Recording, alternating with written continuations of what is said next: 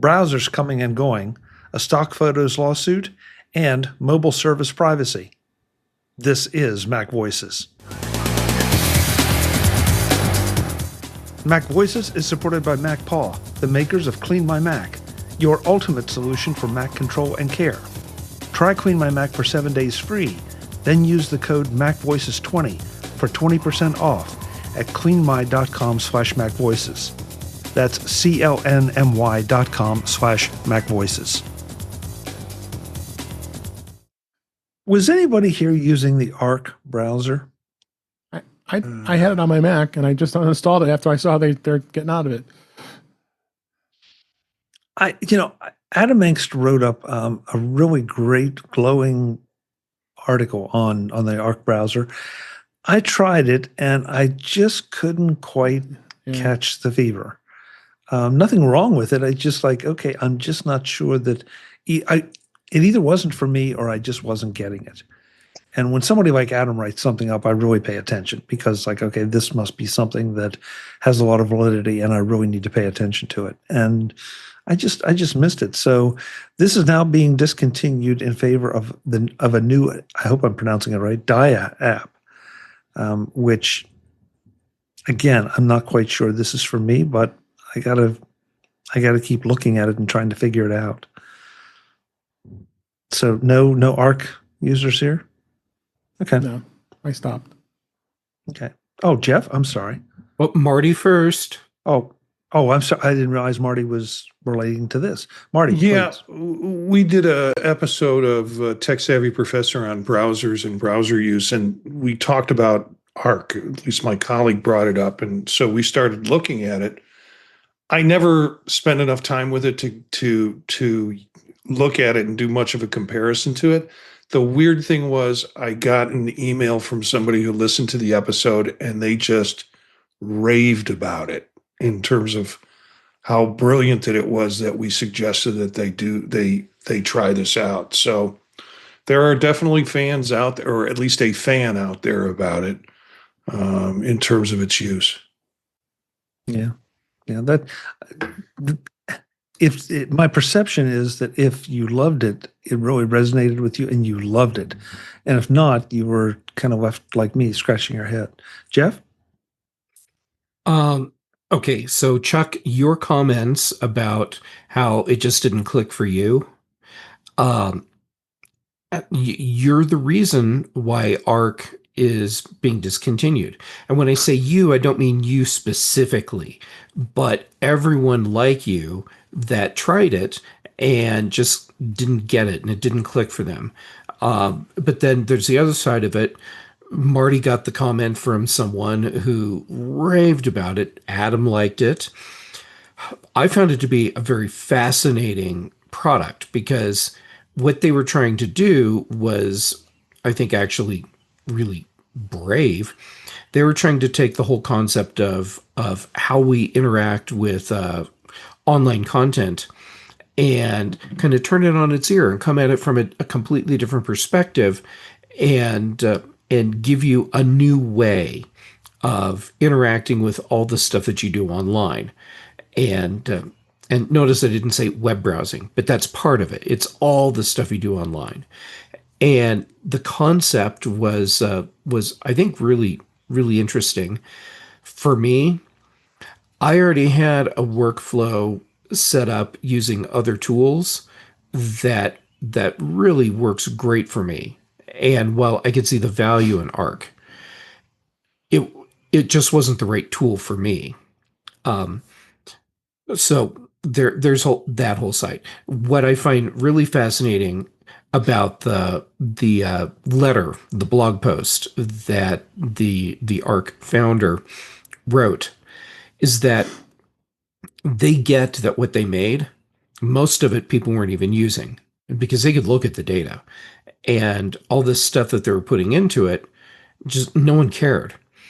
And what they're looking at doing now, I think is actually really smart because they're looking at how do we create something that allows people to have the online experience that they need that includes all the things that go beyond the whole concept, the paradigm, if you will, of a web browser. Because that's how we've been doing our online thing for decades. Countries have risen and fallen since we started using web browsers. And the way we use the internet, especially over the last couple of years, has been changing dramatically. And a web browser is not designed with that in mind. And so what they're doing now is trying to come up with something that addresses the new way of using the internet and online information. And I'm really interested in seeing what they do because like they said in their blog post, it's not just them seeing this. Other companies are seeing it too. So that tells me that they're not the only company that's working on this concept.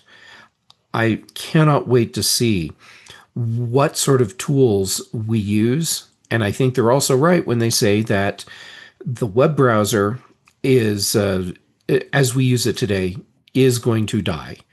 And we may have products that have the same name in the future, like Safari and Chrome, Edge, whatever, but these will be fundamentally different tools. Jeff, when you were talking, one of the sentences in the open letter really struck me. But for most people, ARC was simply too different with too many new things to learn for too little reward. And I hadn't looked at it that way, but that may explain my experience with it. I think that explains most people's experience with it, which is not to say it's a bad product. It's just a product that didn't land for a lot of people. Right.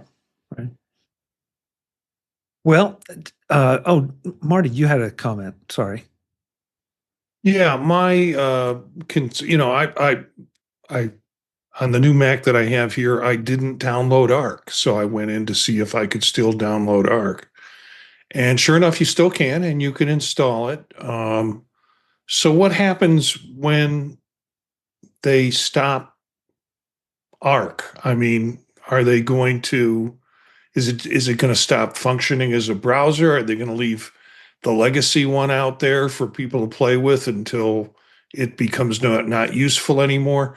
And then I went ahead and went to look for Dia, which is its replacement and or upcoming replacement, and it's just waitlisted right now. You can get on a wait list for it for when it comes out. So if you read the article and have some interest in what the new one is going to be, you still can't get it yet.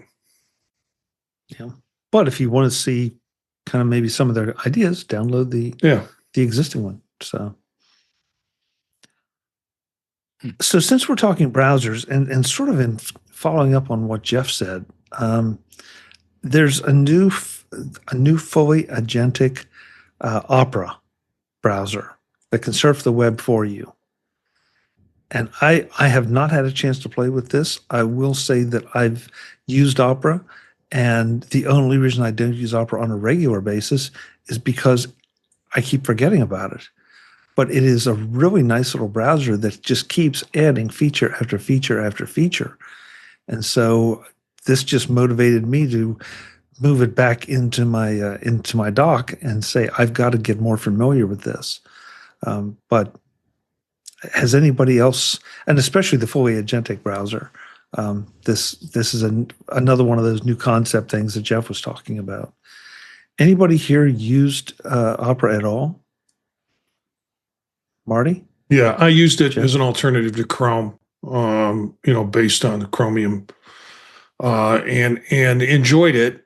You have to look for new places to find the stuff that you want to do. I did go on and with the article tried to find out about Neon, which is apparently the Agentic web browser they're talking about, because I wanted to download that to see if it was functional. And right now it's just get on our wait list. We'll let you know when it's available. So they're putting this out, I think, as a push forward to say, hey, because Agentic is the hot term. LLMs was hot. Now it's going to be Agentic AI or Agentic AI, and it is They wanted to push their name out with that attachment early on. So it's still not available for public use. Yeah. But that doesn't take anything away from Opera as a browser. No, not at all. Yeah, if you have interest in this, maybe play with Opera, get familiar with it. Now, Jeff, you said you've used Opera as well. What was your use case? Anything just other than testing? Well, ultimately became just testing. But I was looking for browser alternatives initially. And at the time, I found Opera to be just like a bag of hurt. Now, Opera has changed dramatically to the point where I would go so far as to say Opera today is not the same product that I used back then. But when they come out with new versions that have a lot of new things in them, I download it. I play with it for a little while, and it's like, okay, so that's Opera. Go you.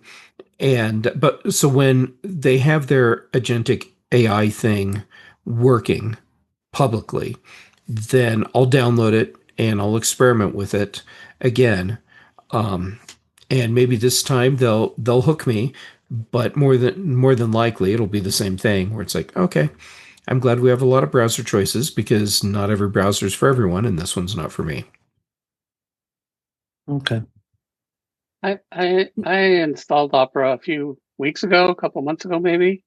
Played with it for an hour or so, and I was like, yeah, they did a bunch of stuff, but kind of like Jeff is like, well, this is too much. I'm going back to Safari. Yep, there you go. Well, that sounds like my experience with Arc. That, yeah, they did a bunch of stuff. I'm not sure I understand it all, and it's not intuitive to pick up. So, I'll go back to maybe that means we're all lazy. I don't know.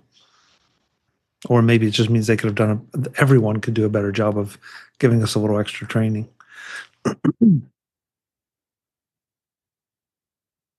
I know we talk about a lot of lawsuits here, and this one really has nothing to do with Apple and everything to do with the world around us.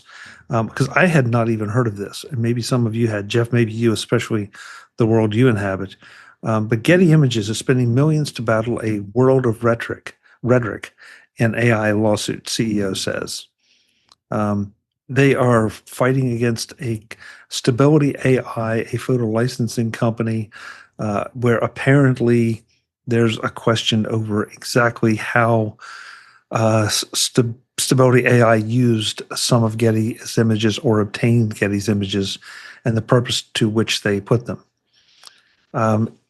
Some of what I've read here in this article and some others is really interesting because it gets into all issues we've talked about innumerable times about ownership and who's doing what with our data, our images, our voices, our likenesses.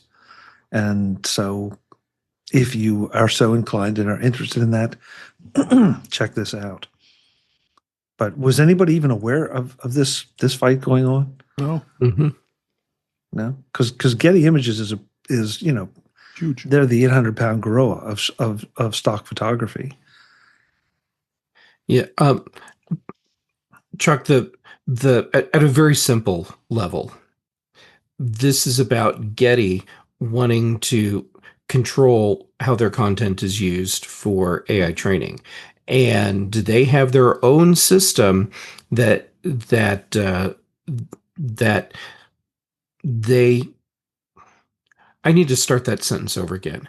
Getty has their own system in place. They use the content that is loaded into their system to train their AI things, and they want everyone else to pay them for all of that. And they have done licensing with other companies where those companies can use Getty's content to do training within whatever the terms of the contract are. There are other companies that have just simply scraped Getty's database and use that for their own thing. ultimately what it comes down to is Getty is being very aggressive about trying to protect what they see as their own property, meaning the content that all these creators are making, and wanting to control every dollar that comes out of that versus allowing anyone else to do the same. Jeff, doesn't that sound oddly like some of the discussions? Pardon me. Doesn't that sound oddly like some of the discussions we've had here about some of your writings and some other folks' writings, that maybe not on the dollars part, but wanting to control the uses to which things are put? Mm-hmm. So that's what caught my eye here is like, okay, I get it. I mean, in a pre-AI world, which really wasn't that long ago, you would never have thought, well, some of us would never have thought of taking a Getty image and using it inappropriately, especially in a commercial venture, or you'd have had the full weight of Getty coming down on you, hard. Yeah. So now Stability AI seems to be trying to, I don't know if it's break the rule, bend the rule, jump over the rule. I think they're trying to bend it. Yeah, so this is going to be something to watch, because the precedent could be far-reaching. Mm-hmm. There's going to be more lawsuits like this over the next few years. And my expectation is that while the rulings that we get in the various court cases will be useful, a lot of those rulings won't happen because they'll reach a point where they settle out of court. And so 5 years from now, I don't expect to see a clearer image of how this content is going to be used or can be used. And that applies to all original creative content, whether it's written, audio, or image in some way. Jeff, I'm kind of surprised to hear you say that, because as we're winding down, maybe, perhaps, hopefully, the Apple Epic thing, it just feels like somebody's going to push this that has the money to do it, and Getty certainly would be one to do that, to just push it to get that precedent set. The question becomes: is it a good precedent or a bad precedent, depending on where you sit? But I feel like, because otherwise, Getty's going to be settling out of court on a regular basis, and I'm not sure that's really what they want, or any of these other entities want. So, well, okay. Well, let's say Getty takes this one as far as it can go, and or I just forgot the name of the company that they're fighting in this one. Stability. Thank you, Stability. Or Stability takes it as far as they can go. So let's say this gets to the U.S. Supreme Court, and the court agrees to hear the case. The ruling that they will give will set a precedent, but it will be so narrowly focused that it will be difficult to apply it in meaningful ways to the majority of AI cases. That's fair. That's fair. So the precedent will be there. Other lawsuits will try to rely on it and maybe be rejected. And then we have more laws to be made. Yep. Should have gone to law school. You missed out, Chuck. I did. So did I. Yeah. This is more just information, but a week or so ago, we talked about Florida passing an app store law. Now there's an app store law just passed in Texas that Tim Cook apparently himself tried to stop and was unsuccessful. And so, we're back to having all the states seeming to try to dictate some of these things. This one happens to be collecting and storing personal information. Is this the genesis or the basis of this? So take a look at it. It may or may not be around for a while, because I think still has to pass. If I remember reading it correctly, there's still things that have to pass, and whether I will actually get to be law anywhere but I don't know, Florida and Texas. What can I say? Okay, so just for laughs here, did you guys see this? That Meta plans to open its own physical stores like the Apple Store. They need to talk to Microsoft. Yeah, exactly. Right. You right nail on the head. Or Gateway. Jim, you read my Oh my mind. God, You Gateway. read my mind. Yeah. Yeah. So, what am I missing? I mean, they have what a couple models of headsets and the glasses. Yeah. So I went ahead and tried to figure out what the rationale would be or why basically stores like this fail. And it hits all the wrong points in it, that everybody's shifting to online sales. So why would you do in-store sales? There's really lack of a compelling reason to visit these. And there's just not enough product in their product line, as you said, Chuck, to make me want to come in and, oh, I'm going to go to the mall and I really want to visit that Meta store. Good. I'm glad, Marty, because I looked at it too and thought, I just am missing this. Listen, and whoever brought it up, do the Microsoft stores even still exist? No, they closed out. Very Okay, limited. Yeah. I haven't run into one in a long time. Of course, every time I did, they were empty. But Yeah. Yeah. I mean, literally, they were two clerks standing around playing games on the computers because that's all. Nobody ever came in to see them. So what Meta's thinking about, I don't get.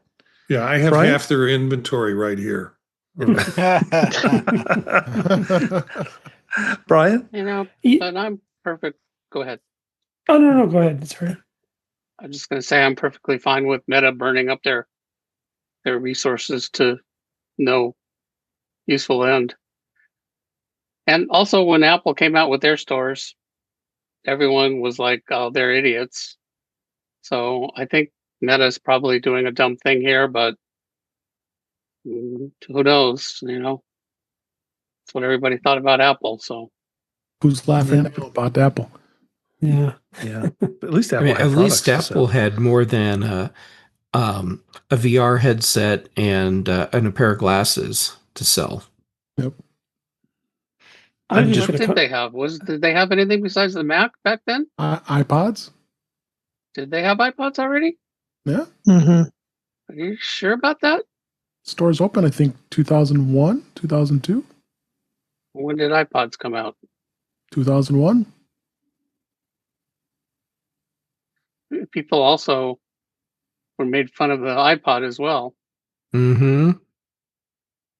Oh, listen, I'm not necessarily making fun of the products. I'm just making fun of the idea that, I mean, they're going to have to sell a lot of what Marty held up there to try to even make a financial go of anything, unless they have a whole product line waiting in the wings, or they can figure out some supplemental materials, supplemental products to go with those. The original Apple stores opened about 6-7 months before the iPod. That's right. Okay. May 2001 for the stores, November for the iPod. So they just had Macintosh. That's it. Barry said maybe the Meta stores will be kiosks. Oh, good. That's perfect, Barry. Thank you. Yeah. Good one.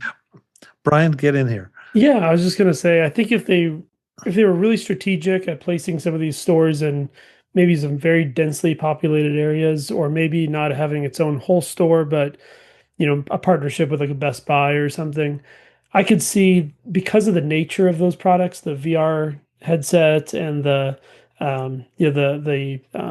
Ray-Ban smart glasses. I think they're kind of, those are a couple products that are difficult to read about or watch videos on and really not understand the full experience, I guess.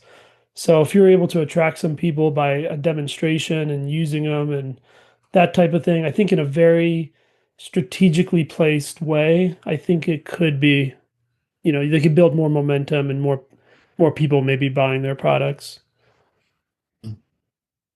Eric? Well, obviously they just need a more expensive headset. They'll come out with a $3,500 headset and, a store to demo it in, and they'll be all set. Jeff? No, I just think Eric is brilliant. And that idea is so crazy, it just might work. Yeah. They need a music player. That's what they need. Yeah. Yeah. And it I needs to hear be there's a brown. warehouse of Zunes sitting Yeah. around somewhere. They could just rebrand those. Yeah, it needs to be brown.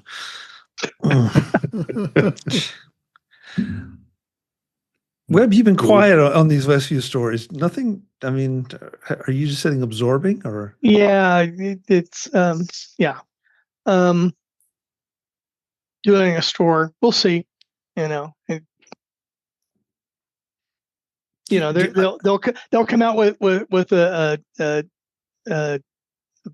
VR headset, costs $34.99, so they can make it just a little bit cheaper. Price competitive. So yeah, just okay, fine. I remember what was it, the Gateway stores? Yeah, I bought one from there. Cowbox Gateway Cowbox. stores. Yeah, and there was one. It was next to the video store where I used to rent my VCR tapes. If you want to go back that far, so I walked around and looked at it and was still spending 2.5, 3 times as much on a Mac and still loved it better. So anyway, yeah, let's see what they do. Like we said, Microsoft tried this, but I think Microsoft had a different ulterior motive. I think this is more of a trying to get acceptance on the headsets. I'm not trying to pick a fight with Eric and Marty, but or David for that matter. I still have not found a compelling reason to plunk down my 3,500. But then again, I haven't gone into a store and tried one yet. So yeah, and I don't think Meta needs help selling their headsets and having a storefront to do it with. I mean, they're all over Best Buys. People who are looking for them. It's already in the social media for folks to know what it is. A storefront is not going to have a bunch of walk by traffic going, "Oh, headset." All right. So what's their real motive for this? And I'm not tossing that out like, hey, I know what the real motive is, but everything you said is right. So what's their real goal with this? Because it doesn't sound like it's to draw in enough people to sell a crap ton of headsets and cover the expenses of having retail stores. So there's something else that they're doing. Zuckerberg gets to look like he's got a storefront like Apple or an attempt like Apple. It's kind of an image and branding thing. I'm trying to find, Jeff, you bring up a great point. And Marty, I like your explanation. I'm trying to figure out, okay, what kind of information can they generate out of a store that can be sold? Because that's what Meta does, is they scrape everybody's data and they monetize it. And so what could they get out of opening a store at any kind of scale? I don't know. Folks, if you have ideas, drop me an email. yeah. They'll probably have a line of black Zuckerberg t-shirts.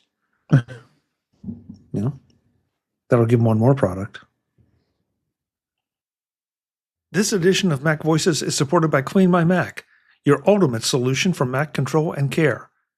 Try Clean My Mac for 7 days free, then use the code MacVoices20 for 20% off at cleanmy.com/MacVoices. Are you feeling like your Mac is running out of room? Again? It might be time for a smarter cleanup. That's why you need Clean My Mac, your ultimate solution for Mac control and care, crafted by MacPaw and notarized by Apple. Space Lens is back. It gives you a beautifully detailed interactive map of your entire storage. Think of it as a visual X-ray of your Mac. Folders appear as bubbles sized by how much space they take. Internal drives, external drives, Space Lens shows it all. Suddenly, tracking down that 4 gig of mystery clutter becomes less like a chore and more like a game. But that's only part of the Clean My Mac story. Whether it's long-lost files, downloads you forgot about, or system junk that's just in the way, Clean My Mac helps you take back space and speed. Plus, with its SmartCare dashboard, malware protection from the Moonlock engine, and tools like MyClutter and Cleanup, it's not just about tidying, it's about take control, and we all need more control. Try Clean My Mac free for 7 days, then use the code MacVoices20 for 20% off at cleanmy.com/MacVoices. That's CLNMY.com/MacVoices. Tidy up your Mac with Clean My Mac and make room for what matters. Thanks to Clean My Mac for supporting MacVoices. Last one of the evening. T-Mobile's app is recording your screen by default, and you should turn it off. Dave, I know I'm not sure who else here is a T-Mobile customer. Dave, I know you've been a big advocate of theirs. Is this just, did somebody just be stupid on this? Why would they do this? This is another one of those that I just think somebody somewhere is so clueless that they thought somebody wasn't going to pick this up and interpret it exactly this way. Do you have any ideas why? Dave? Yeah, I don't know. I understand. I mean, I commend them on the end of having the option to be able to do screen sharing, because trying to get a question answered from a carrier is never that easy. You have to explain things to them, and a lot of times you're speaking to somebody that doesn't speak very clear English a lot of times. But on the other hand, yeah, we should have the option, and they can come back and say, "Hey, we want to do some screen recording. Can you enable it?" And then ask for it. But I am kind of, I'm not thrilled with the fact that it's on by default, and that they shouldn't have done that. Yeah.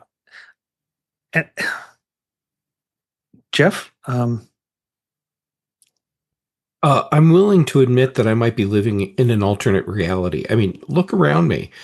But I thought this was like news a year ago or so, and everyone got all hot and bothered and upset about T-Mobile's spying on me all the time now, and then it died down, and apparently now it's a thing again, or am I thinking of something else? I don't remember that. So I'm not going to call you wrong, but I don't remember that. I can sorry, Jeff, go. Well, regardless of whether or not I'm misremembering, I mean, it's good to know when apps are being used in a way where it is capturing additional information about you, so that you can make an informed decision about whether or not you want to allow that to happen.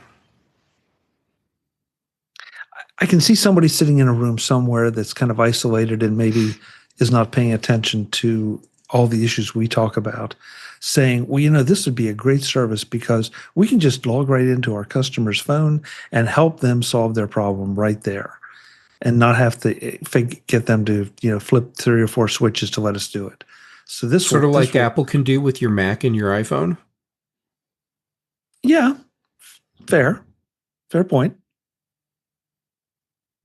So, but again, this is one of those that's just, you got to look at all the reasons and all the interpretations. Hey, I lied. There's one more that I was going to bring up. I don't know that there's a lot to be said about it. But apparently Victoria's Secret has had a security incident. The website was down. And from what I've seen, they're being kind of, I tried to do a little follow up on this and didn't really see a whole lot, except to say that there's been a cyber incident, which seems to be the new nomenclature for something bad happened, but we don't want to tell you exactly what. Well, they So- may not know exactly what yet. Fair point.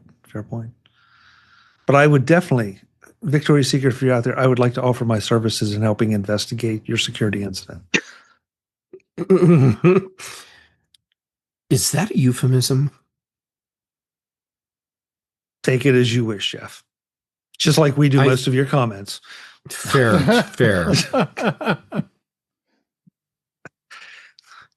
Nobody else is going to weigh in on this. Come on. The jokes Yeah, almost write themselves.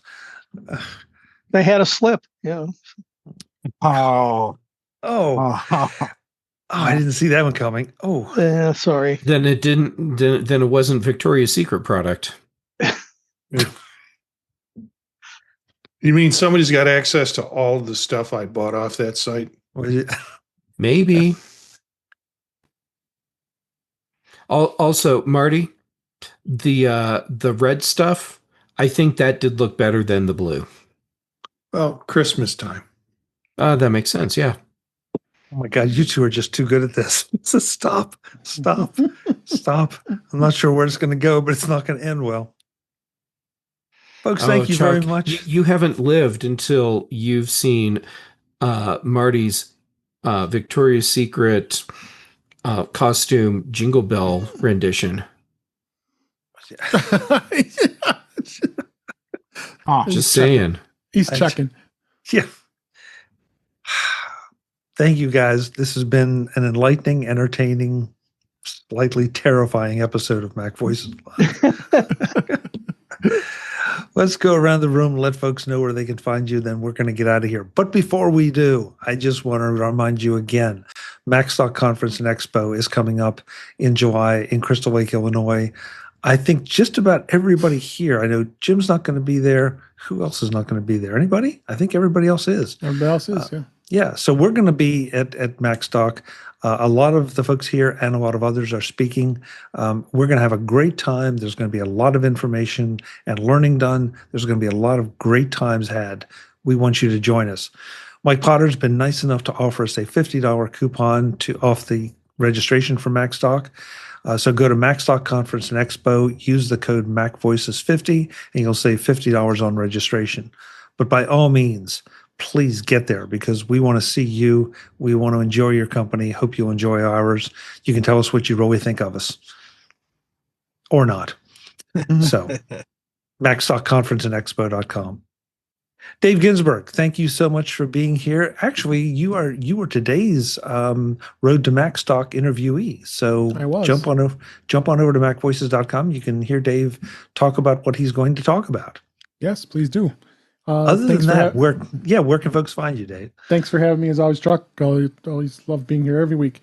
You can find me at In Touch with iOS at intouchwithios.com, YouTube channel, youtube.com/intouchwithios. Getting a lot of great feedback about my new artwork and logo. Really happy about how it turned out. So go take a look at that. It's good on the eyes. You could find me at on the Mac Show on Fridays on the British Tech Network, as well as I'm on Blue Sky Mastodon at DaveG65. Great. Thank you, Dave. Thank you. Jim Ray, I gather that we will probably be missing your presence unless you zoom in from one of the parties. So until you get back, where can folks connect with you other than at WWDC?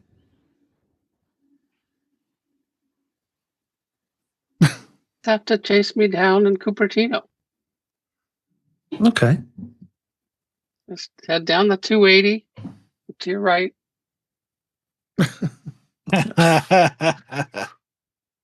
Okay. Yeah. Okay. He'll still be wearing his Daring Fireball shirt or jacket or whatever. Hoodie.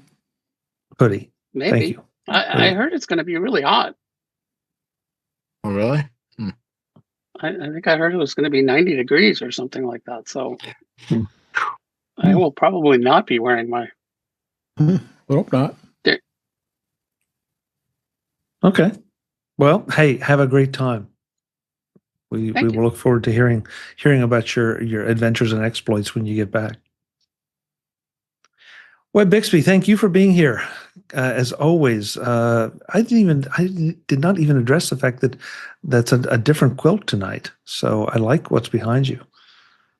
Yeah, it's one I think I've used it once before, but I used the last couple of weeks, and then I was gone for a month, and had to come up with something a little bit new and different. So I pulled that one out of the folder. So anyway, Yeah. Hey, you can find me at Blue Sky, WebBixby, WEBBIXBY. What is it? At BSKY, whatever. .com. So yeah, I'm over there. So giving fair time because everyone else likes to talk about Mastodon. Thank you, Webb. Good to see you as always. Thank you. Marty Gensius, I'm so glad you're feeling better and felt Yeah. up to joining us tonight. Where can folks connect with you? Well, Monday nights with Eric, and now we've got Dave in as a regular for Vision Profiles at 9 p.m. Eastern Time. We live stream through YouTube. And you'll see me Tuesdays here with y'all and Thursdays with Dave on In Touch with iOS, occasionally dropping in on the Mac show with the British Tech Network. Everything that you want to find out about the projects I'm involved with, you can find out at thepodtalk.net. And if you want to connect with me directly, Gencius, Jencius, at bisky.com. Okay. Thank you, Marty. Good to have you. Eric Bolden, you've got ducks coming in one ear and going out the other. I don't know what else is coming and going from anywhere else. Where can folks find you? Well, it's not. No. Concentrate on the ducks, not the everywhere else. I can be found on Blue Sky at EA Bolden, or Mastodon at EA Bolden at techhub.social. And let's see, for Vision OS on Mondays with Marty and Dave. Mac OS here on what day is today? Tuesdays. Yes. It's been one of those days. And iOS and on Thursdays with Dave and Marty. And whoever else is there. So And Jeff. Oh yeah. Sorry, Jeff. Oh, I screwed up. I'll get it right eventually. it's fine. Whatever. Hey, Eric, before you go, Yeah. serious. As I recall, you have two different Mastodon identities. One for some of the photos and all that you share in the background. The photo one is EA Bolden at mas.to. Okay. Yeah, because that's worth following, folks, because Eric does post some really stunning photos that I wish I could take things like that. Mine never seem to turn out. So You can grab some of mine, move them over. Say, hey, look at this picture. I got irises this week and ducks and yeah. No, I'm not going the duck route. No, we've already destroyed the duck route. Well, after you post the ducks twice, you have to post the goose. Yep.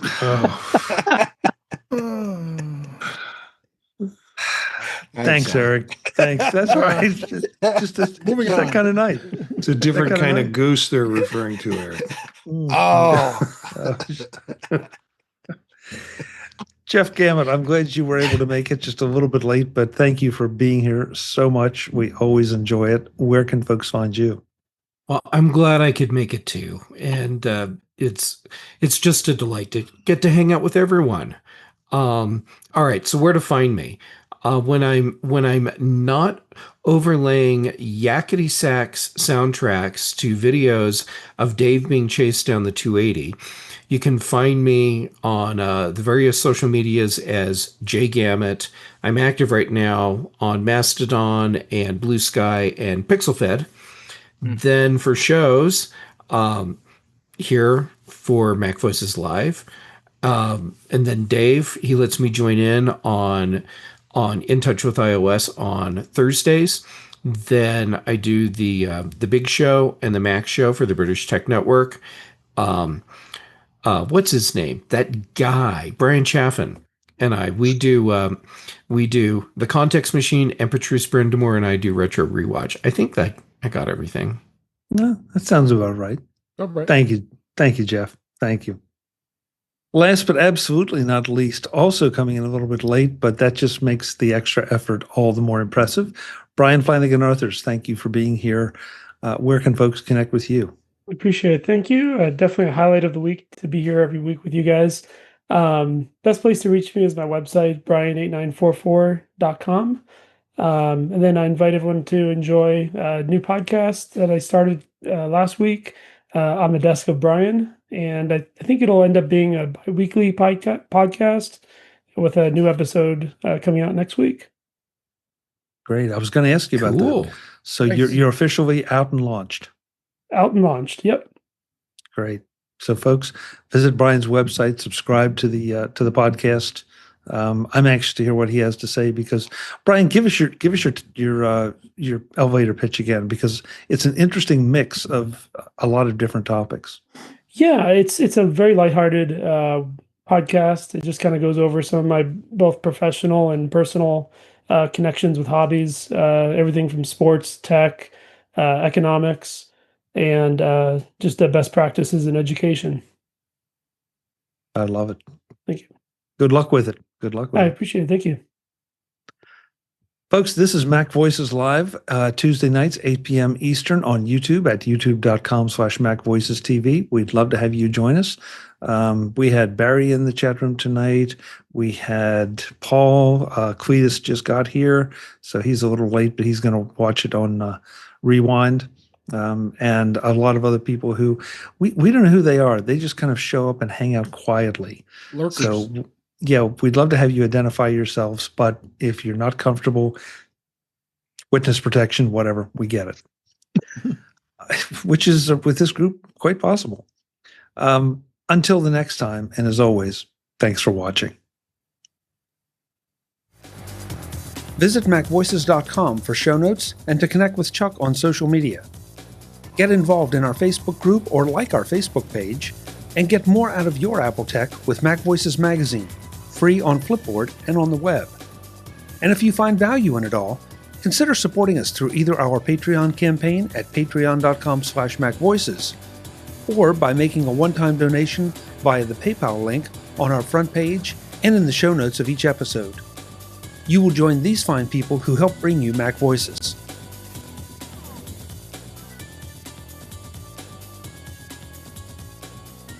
Advertising handled by Backbeat Media at backbeatmedia.com. Bandwidth provided by CashFly at cashfly.com.